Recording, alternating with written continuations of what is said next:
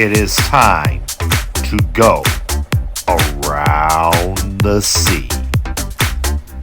Some highlights, some insight, and some snark.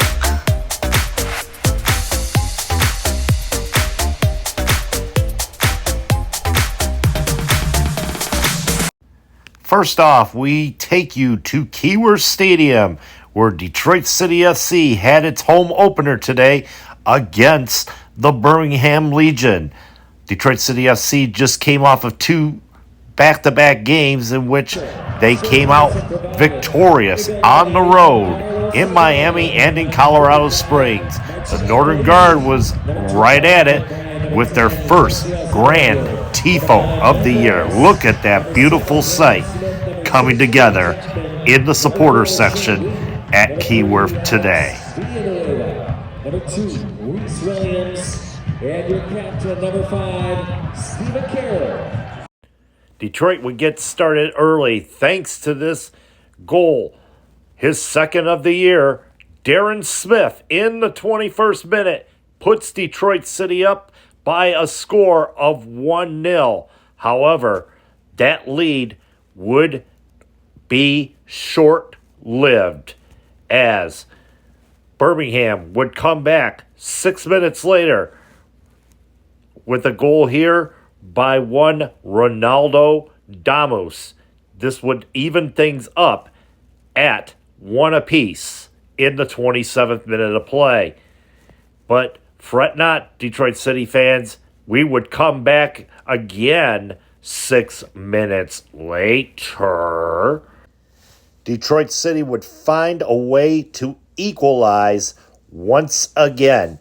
In the 33rd minute of play, Ben Morris would open up his Detroit City account for the 2025 campaign. On this ball right here from Reese Williams and getting it off the rebound. And yes, his golf swing is full and in effect. Look out, golfers, when the upcoming Detroit City golf outing happens in August. LaRouge would hold on to the lead until the 80th minute of play when this set piece right here from Birmingham gets into the crowd and Stephen Carroll ends up with the own goal. Detroit would drop the points, earning a 2-2 draw at Keyworth. Loudoun would go to Lynn Family Stadium to continue their unbeaten streak. However, Lou City, known for holding their fortress, starts things off with a goal right here from Ray Serrano as Louisville takes a 1-0 lead in the 26th minute of play. The Purple Brigade would continue cruising on in the afternoon. This set piece here, followed by the finish by Taylor Davila, made it a 2-0 game, and they would hold on by that margin. Loudoun drops points. Louisville jumps ahead of them.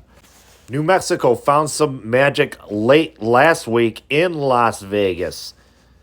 They find magic again this week as Greg Hurst, who thought he had the game winner last week at Cashman Field, ends up with the game winner, and he celebrates with the home faithful at Isotopes Park.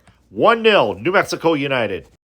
In the offseason, on their way to the USL Championship, Lexington SC was loading up on talent. And amongst that talent, it is one Marcus Epps with this banger right here to even things up with the Indy 11 by a score of 1 apiece. The Miami FC actually were in the lead in this game and thought they could beat Tampa. However, consecutive goals by the Rowdies ends their winless streak as they defeat the Miami FC 2-1. Pittsburgh was winless going into this matchup with the Hartford Athletic at Highmark Stadium. However, Danny Griffin would get the goal and give Pittsburgh its first points of the year. What the hell are they doing wearing hoops? They're not Celtic. Come on now, Pittsburgh. Be better. FC Tulsa would drop points for the first time this year because of one.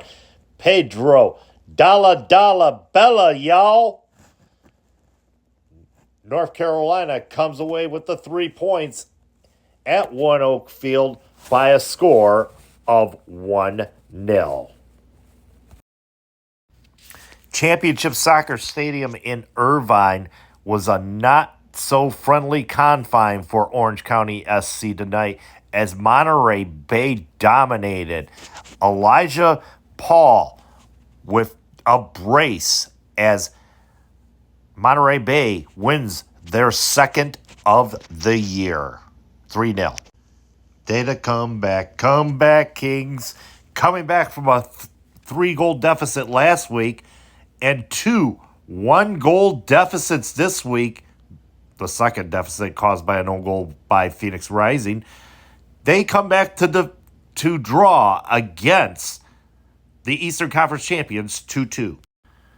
Russell Cicerone was a big contributor in Sacramento, going up to a 2-goal lead against the defending champion Colorado Springs Switchbacks. However, a couple late penalty calls, including one in stoppage time that was very controversial, end up drawing this match at 2 goals apiece. Colorado Springs climb from the jaws of defeat at Heart Health Park. At the historic Oakland Alameda County Coliseum tonight, a record crowd of 26,575 were treated to a performance by Too Short at halftime and treated to probably one of the better goals of 2025 so far. A set piece in the 7th minute of play following a goal by San Antonio to open things up. This wonderful bicycle kick by Justin Rasmussen sends the Coliseum fans a-buzzing as Oakland would tie things up at 1 apiece. But alas, San Antonio would come out the victor as Luke Hawkinson in the 67th minute gets the final score of the night. San Antonio wins 2-1. We will have a Week 4 battle for the top spot in the Eastern Conference as Detroit City takes on Louisville next week at Lynn Family Stadium. Until then, folks, keep your feet in the ground and keep reaching for the galaxy.